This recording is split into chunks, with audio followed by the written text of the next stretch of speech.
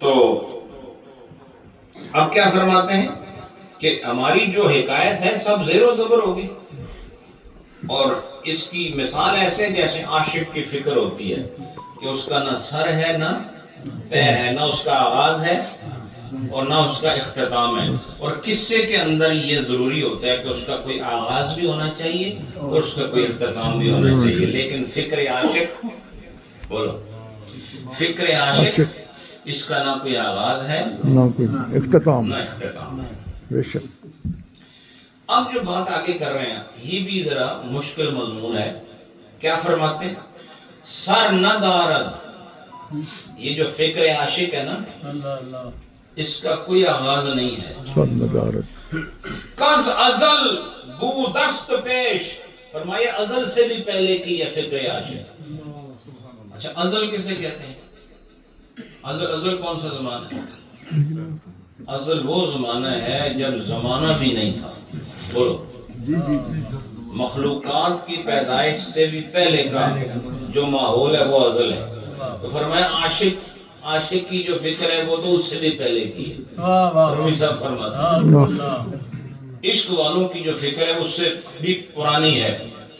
فرمایا یہ ازلی بات ہے، اور فرمایا پان دارد، یہ تو سر کا نا کہ اس کا سر نہیں ہے، یعنی آغاز نہیں ہے، آپ کہتے ہیں پان دارد، پیر بھی نہیں ہے اس کا، پان دارد با ابد بو دست خیش، اس لیے کہ یہ تو ابد یعنی جو بعد میں آنے والا ہمیشہ کا زمانہ ہے، اس کا تو اس کے ساتھ بھی تعلق ہے، لہذا نہ اس کا سر ہے یعنی نہ آواز ہے، نہ اس کا پیر ہے، نہ اس کے اختتام ہے۔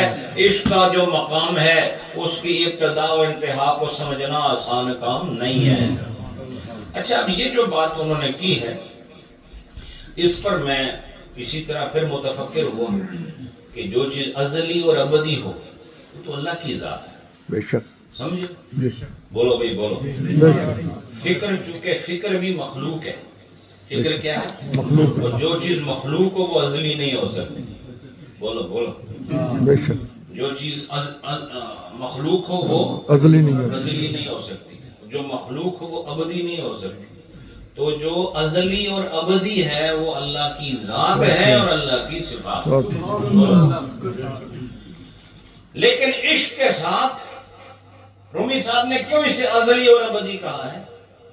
اس کا یہاں انہوں نے کوئی ذکر نہیں کیا، آپ نے تجھ کو پڑھا ہوگا۔ تو اللہ نے میری رہنمائی فرمائی کہ اللہ پاک نے جب کچھ بھی نہیں پیدا فرمایا تھا تو اس کی روایت جو ہمارے علماء نے بہت 20 بار بیان کی ہے وہ کیا ہے؟ کنت کنزم مخفی، جی، فاحببت، میں نے اس بات کو محبوب جانا، اللہ نے اس محبت کا ذکر ہے، فاحببت ان اعرف، اس سے پتہ چلا وہ چیز جو میرے اور آپ کے آنے کا سبب بنی ہے وہ اللہ کی وہ محبت ہے۔ احببت، کہ میں نے اس بات کو محبوب سمجھا کہ میں پہچانا جاؤں، تو اب پتہ چلا کہ احببتو کے اندر محبت کا معنی ہے، پتہ چلا محبت یہ ازلی اور ابدی، سمجھے کہ نہیں؟ اس لیے چونکہ اللہ کی صفت ہوگی، جب اللہ کے احبب تو اس کا مطلب ہے جب اللہ احبب تو کہے تو وہ صاحب حب ہے، اور اللہ نے قرآن میں فرمایا ان اللہ یحب التوابین، بولو نہیں ہے، بے شک، وَيُحِبُّ الْمُتَطَہِّرِينَ، ہے کہ نہیں؟ اور اس کے علاوہ بہت ساری آیات ہیں جو اس بات پر دلالت کرتی ہیں کہ اللہ محبت فرمانے والا ہے۔ اللہ پاک محبت فرمانے، اللہ نے فرمایا یحببکم اللہ، اس کا مطلب کیا ہے کہ اللہ تم سے محبت کرے گا، اور اللہ نے عالم کی تخلیق سے پہلے اپنے عرفان کو ظاہر کرنے کے لیے فرمایا میں نے اس بات سے محبت کی کہ مجھے پہچانا جائے۔ سبحان اللہ، سبحان اللہ۔ تو گویا رومی صاحب یہ فرمانا چاہتے ہیں کہ یہ جو محبت ہے اس کی شان ازلی اور ابدی، اس لیے اس کا کامل بیان نہیں ہو سکتا۔ تو ہم پورے کائنات، سورج، چاند، ستارے، سیارے، انسان، جن، ملک، خشک و تر، یمین و یسار، قدام و خلف و فوق و تحت، اور جتنی ملکوتی تخلیقات ہیں، جتنی آبی اور خاکی تخلیقات ہیں، ان سب کے پیچھے جو چیز کار فرما ہے وہ عرفان الہی ہے، اور عرفان الہی کے پہلے جو چیز ہے وہ محبت ہے۔ سبحان وہ کیا ہے؟ اللہ، محبت۔ اب فرمایا کہ جو عاشق ہوتا ہے اس کی فکر کی نہ ابتدا ہوتی ہے نہ انتہا۔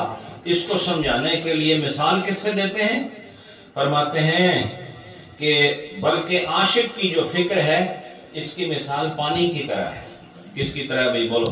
پانی کی طرح، کس کی طرح ہے؟ پانی کی طرح۔ پانی کی طرح ہے۔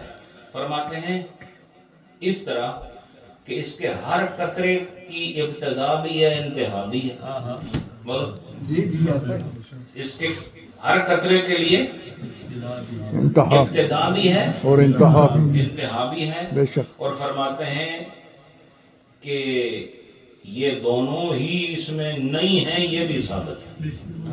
نہ انتہا ہے نہ نہ ابتدا ہے۔ سبحان اللہ، وہ کیسے فرماتے ہیں؟ فرماتے ہیں کہ جب دریا بہ رہا ہو تو قطرے اس میں ہیں کہ نہیں؟ اب بولو اس کی ابتدا کدھر ہے، انتہا کدھر ہے؟ بولو بولو بولو۔ اللہ اکبر۔ کوئی اس کی ابتدا ہے؟ نہیں قطرے ہیں کہ نہیں دریا میں؟ ہے، وہ جو ریلا چل رہا ہے، پانی آگے بڑھ رہا ہے، قطرے ہیں، قطرے سے تو دریا بنا ہے۔ تو اس قطرے کی کوئی انتہا اور ابتدا بتائے نا۔ لیکن اگر اس کو دریا سے الگ کرو تو ابتدا بھی ہے، بولو، اور انتہا بھی آ جائے گی۔ لیکن جب وہ بہ رہا ہو تو اب نہ انتہا ہے نہ ابتدا ہے۔ سبحان اللہ۔ فرمایا عاشق کی فکر بھی ایسے ہی ہوتی ہے کہ کیا اس کی ابتدا بھی ہوتی ہے، انتہا بھی ہوتی ہے، اور کبھی نہ ابتدا ہوتی ہے نہ انتہا ہوتی ہے۔ اب ایسی چیز جس کی ابتدا ہے، ابتدا نہیں ہے، انتہا ہے، انتہا نہیں ہے، اس کا مطلب بیان سے باہر ہے۔ بولو کس سے؟ بیان سے باہر۔ اب بیان سے باہر ہے۔ اور یہ باتیں کیوں کی ہیں کہ عشق والوں کی جو باتیں ہوتی ہیں اس کے اندر جو راز ہوتے ہیں عامت الناس کو سمجھ نہیں آتے، اس لیے وہ تھوڑی بہت بات دیکھ کر انکار کر جاتے ہیں اور حقیقت سے منہ پھیر لیتے ہیں۔ تو کیا فرماتے ہیں؟ بلکہ چون آبست و ہر قطرہ ازاں، ہم سرستو پاؤ ہم بے ہر دو آم۔ فرماتے ہیں اس کی مثال، یعنی عاشق کی جو فکر ہے اس کی مثال پانی کی طرح ہے کہ اس کا ہر جو قطرہ ہے اس کا سر بھی ہے، اس کا پاؤں بھی ہے، یعنی اس کی ابتدا بھی ہے، اس کی انتہا بھی ہے۔ وَهَمْ بے ہر دو آم، اور ساتھ یہ بھی کہ نہ اس کا سر ہے نہ اس کا پیر، نہ آغاز ہے نہ اختتام ہے۔ اب یہ دیکھو اتنی گہرائی آپ کو کسی کلام میں نہیں ملے گی جتنی رومی صاحب کے کلام میں آپ کو ملے گی۔ حضرات ایک دو باتیں اور سماعت کر لیں۔ میں آج اشعار گن رہا تھا تو غالباً 46 اشعار باقی ہیں، اور ہم اس پہلے دفتر کے چوتھے حصے میں اس کے بعد داخل ہو جائیں گے، اور وہ آخری حصہ ہے۔ تو اس لیے اپنی لالچ ہوتی ہے کہ اس کو جلد سے جلد ختم کریں۔ اگر میں صرف ترجمہ چھوٹا موٹا معنی کر کے آگے نکلوں تو اب تک تو ہم 2 دفتر ختم کر